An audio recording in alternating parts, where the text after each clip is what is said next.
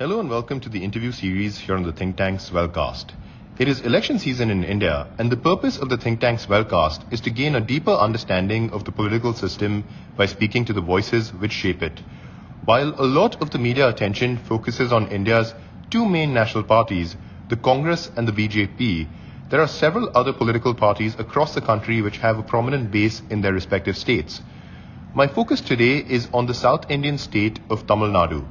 Politics in Tamil Nadu is hugely different from the rest of the country, as the two dominant parties locally are the AIADMK and the DMK. Tamil Nadu is currently undergoing state elections at the moment, and the party currently in power is the AIADMK, which is supported by the BJP. The DMK, which is the primary opposition party in the state, is looking to win the ongoing election and is in alliance with the Congress. I am joined today by Manuraj Sundaram, who is an eminent lawyer and the national spokesperson of the DMK, and he is also a prominent face on television debates and writes incisive columns on a number of important legal and political questions. Manuraj is also an expert on policy and always presents a compelling point of view about the issues confronting Tamil Nadu and India. Manuraj, thanks for joining me on the Think Tank's Wellcast, and I'm really looking forward to our conversation.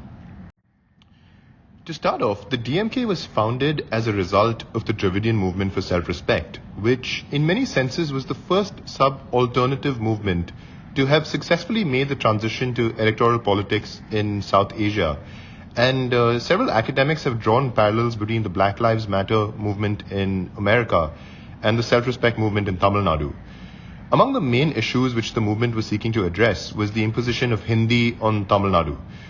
Manuraj, I'd appreciate it if you could start off by taking us through the core philosophy underpinning the Dravidian movement, as well as the idea of Hindi as a political issue rather than as a merely linguistic one. Another area of concern is the specter of the caste system in politics and society more broadly. This is a question we are still confronting after several decades of independence and the enactment of welfare policies. And the idealist in me wonders whether the vision and ideas of reformers such as Ambedkar, Periyar and Annadurai will ever come to fruition. What is your view on this issue? And if you could also give us some examples of progressive steps taken by governments over the years in terms of policies which were enacted to address the plight of those being exploited on the basis of caste, I think that would be very insightful and interesting to listen to. Moving on to the political situation in India today, and although they haven't made serious inroads into Tamil Nadu yet, how do you view the rise of the BJP on the national stage? An issue which props up around every election season, especially in Tamil Nadu, is the question of election expenditure as well as funding. Unlike the United States, political funding in India is still largely opaque, and the BJP government in the centre conceptualized a scheme called electoral bonds, which aimed to bring in more transparency, but was still questioned on many counts. What is the DMK's view on the topic of election financing and bringing transparency into the system?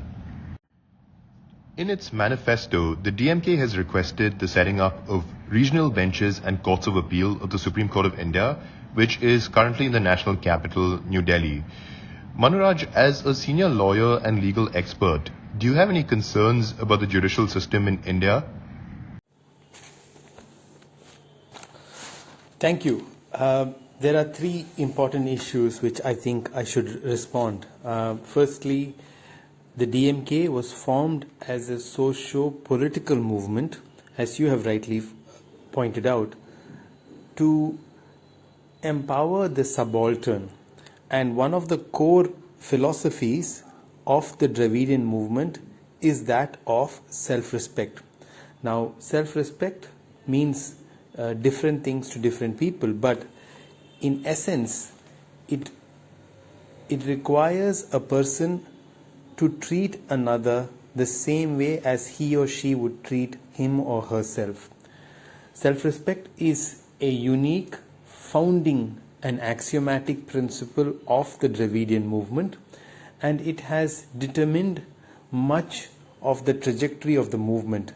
It could be with regard to gender-based issues, it could be with regard to abolition and opposition towards any caste-based privilege, it could be with regard to empowering subaltern groups and marginal communities and so on.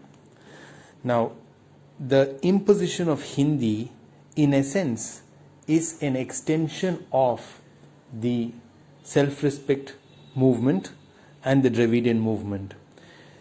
It seeks for all languages to be treated on an equal footing. That is, it seeks to establish linguistic equality in India. In 1950, when the Official Languages Act was passed, it was decided that in 15 years hence, that is by 1965, Hindi would replace English as the predominant official language. In a way, much of the anti-Hindi imposition movement traces its origin and acceleration to this period. And as you've pointed out, the DMK came to rule Tamil Nadu on the back of the anti-Hindi imposition protests, and it is one of the reasons today why we have Hindi and English coexisting as official languages of the Union. As an extension of this, the DMK continues to argue the case for all official languages, numbering around 22, to all be made co-official languages of the Union. Now, this might seem like a heady task, but it is not, I assure you, because in the European Union, where there is a population of around 500 million, there are at least 24 or 25 official languages. So it is very much within the realm of possibility.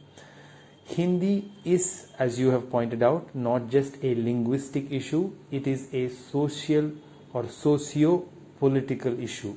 The opposition to Hindi in and around Tamil Nadu has galvanized the state for much of the last 50 or 60 or 70 years. Much of this has to do with the Dravidian identity, which is seen as a independent subnational ethnic identity different from that of those who speak Hindi and live in the northern parts of India. Largely, the movement to oppose Hindi also calls for greater federal autonomy and greater pluralism amongst the different states and communities in India. Caste continues to be an issue that dominates much of the Indian political, but most certainly the Tamil Nadu socio-political narrative.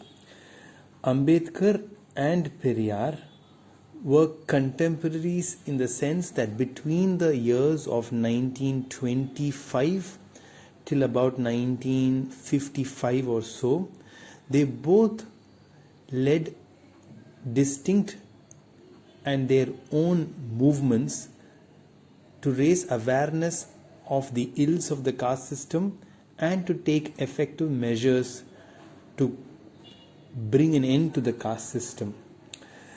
It's very strange but also fascinating that Ambedkar and Periyar both suggest around the same time, it would be around the 1924 or 1925, that the two social weapons against the caste system are, according to them, interdining and intermarriage.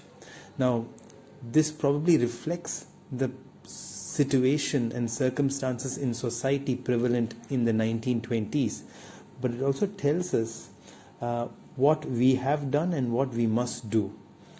By and large, today, as we stand in 2021, almost 100 years after these words were said by Periyar and Ambedkar, by and large, interdining has become a practice and a reality and something that cannot be done away with, at least in the urban settings. There is still dining related discrimination in rural parts of India and many parts of India, but nevertheless, I would say we have by and large achieved interdining. Intermarriage, though, according to the latest National Sample Survey Organization NSSO data, there is only around 5% of intermarriage, which is marriage between people from two different castes. So therefore, much of this is still very social. Now quickly, 2 or 3 outcomes of the Dravidian movement, which I would say have made a dent into the caste system. Firstly, in around 1927 or 1928, Periyar announces that he would drop his caste surname, and he invites everybody in his organization and the larger Dravidian movement to do so. By and large, as legatees and inheritors of the Dravidian movement, the DMK and our offshoots, we have all dropped our caste-based surnames. In fact, in Tamil Nadu, there is little or no usage of any caste-based surname. So it is very important to get rid of that very open and outward indicator of your caste privilege.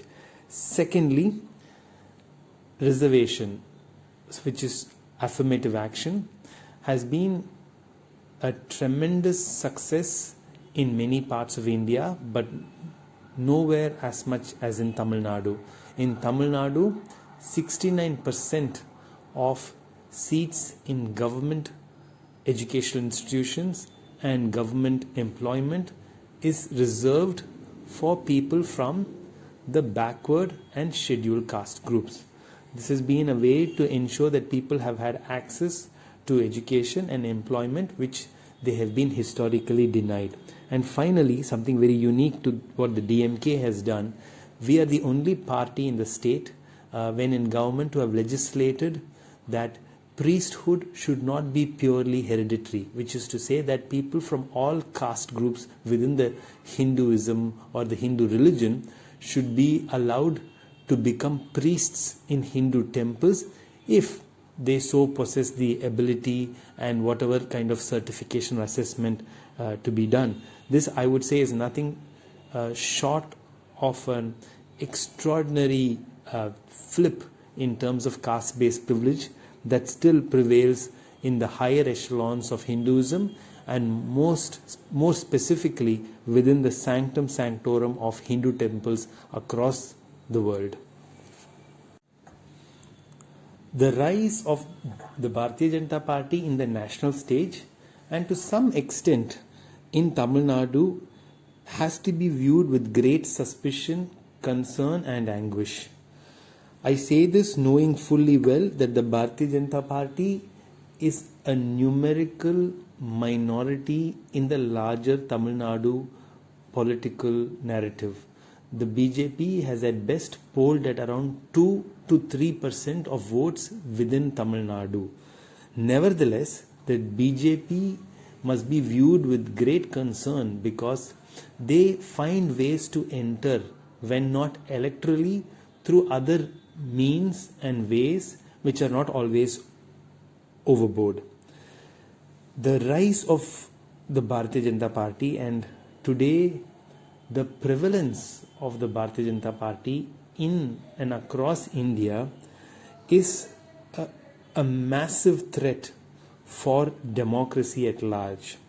Over the last 6 to 7 years, I have found that the space for dissent and therefore naturally democracy at large has shrunk greatly because of the actions of the Bharatiya Janata Party. There has been a rise in fascist autocratic tendencies. There has been less levels and decreasing levels of tolerance, acceptance. There has been outward and explicit challenges to long held and well established constitutional values of secularism, equality, plurality, democracy, and so on. I would say that the rise of the BJP and their continued expansion across India into territories hitherto unexplored would be the biggest threat to Indian democracy and politics in the last 70 to 75 years. One of the greatest concerns within the larger political democracy today is that of electoral bonds. I don't think there can be any justification for the electoral bond scheme as we have it today with regards to or from the perspective of transparency. It is one of the most non-transparent and rigid and unconstitutional structures that we have found in terms of election financing anywhere.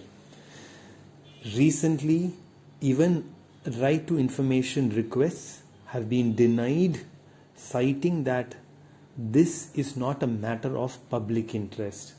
If understanding and knowing political donations made by corporates to political parties is not a matter of public interest, I fail to understand the definition of public interest. Very recently, in fact yesterday, a bench of the Supreme Court has declined to stay the operation of electoral bonds, and this, I believe, is also not on very solid grounds. I have very serious concerns about the electoral bond system. The best argument for the electoral bond system is that a greater amount of political funding or election funding would move from being in that of the cash domain to that of the bank transaction domain. However, the lack of transparency would lead to various allegations of quid pro quo, and therefore I would argue negate the objectives of and the good intent behind, if any, behind the electoral bond scheme itself, and therefore on that ground and in the ground of larger public interest, this scheme must be scrapped or substantively altered and modified to increase transparency so that the voter, the citizen, should know which corporates have made donations to which political parties. There are a number of concerns with regard to the judiciary or the judicial system at large. Firstly, as a practicing lawyer, I would always point to the delivery of justice, meaning the extraordinary time that it sometimes takes to have cases heard and adjudicated. And also, in some cases, we have seen that judicial pronouncements are somewhat conflicting, contradictory, and ultimately confusing. The second concern with regard to the judiciary is that of accessibility and affordability. It has been a long-held belief by many people that it is a expensive system and it is not open to most people in the country. In fact, there is a plenty of literature done by Project 39A in the National Law University, Delhi, which shows and demonstrates and establishes with evidence that it is those who are on the lower end of the socio-economic spectrum who often are awarded the death penalty or the death sentence. So therefore, the point about accessibility and affordability of justice in this country continues to be a huge problem to me. And finally, as you've also alluded to, I do not think our judiciary is federal or decentralized enough. There is excellent research done by scholars such as Nick Robinson on where the appeals to the Supreme Court come from, and it was shown that most appeals filed in the Supreme Court originated either from Punjab, Haryana, Delhi, Bombay or Uttar Pradesh. Only 5% of the appeals in Supreme Court had even come from matters decided in the Madras High Court, and the corresponding number for Kolkata was even smaller at 2.5%. So therefore, it has been a long-standing demand that regional benches of the Supreme Court must be constituted at least in Chennai, Mumbai, Kolkata and so on. So therefore, people will have greater access to judiciary and the highest judicial body in the country. Therefore, the demand to decentralize courts or make them more federal, I think is very valid and is something that will only increase as the years go by and there is greater uptake of legal understanding and legal issues by the average citizen. The issue of reverse migration is and possibly will be one of the biggest challenges in a post-pandemic country and state like Tamil Nadu. Specifically in our state, which is reliant heavily on industry, manufacturing and services sector, this provides more challenges and it would depend on the kind of government to create and convert these challenges into opportunities. Tamil Nadu is already more than 50% urban. It is one of the most urbanized states in India. But the challenge now is to ensure that industry is decentralized, opportunities are decentralized, that we create greater access to these opportunities, not just in Chennai, Madurai, Coimbatore, Tiruchi, Salem or Thoothukudi, but also in smaller semi-urban and semi-rural parts of the country and the state. And this is something that the DMK is extremely keen on. In fact, we have led the charge in terms of establishing government universities, government colleges across the state of Tamil Nadu.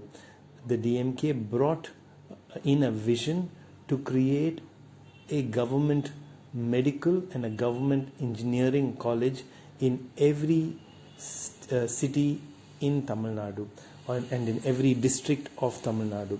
Therefore, this is both a challenge, but it is something that could easily be converted into an opportunity where we can ultimately, in years from now, create drivers of the economic engine, not just situated in the cities or the urban centers, but across the state. The question on politics is something more personal, and I feel that in years to come, politics should be and would be less about slanging matches, television debates, and personal barbs. I also hope that politics of India, which has been largely driven in the post-Babri era around religion, will be less about religious tendencies or religious beliefs and more about development and constitutional values. I hope that as a political class, we can lead the way in ensuring that we create a more equal society in India, which is true and sincere to the constitutional beliefs and value systems that the founding fathers and mothers envisaged in 1950. Manuraj, I think we've covered a lot of ground and you've given us a clear idea of not only the ideological foundations of the DMK, but also your personal values and vision for politics in Tamil Nadu. Thank you also for addressing the question about reverse migration and using the opportunity to utilize human potential to its fullest throughout the various cities of your state. I look forward to having you back here on the Think Tank's Wellcast soon. All the very best and thank you so much.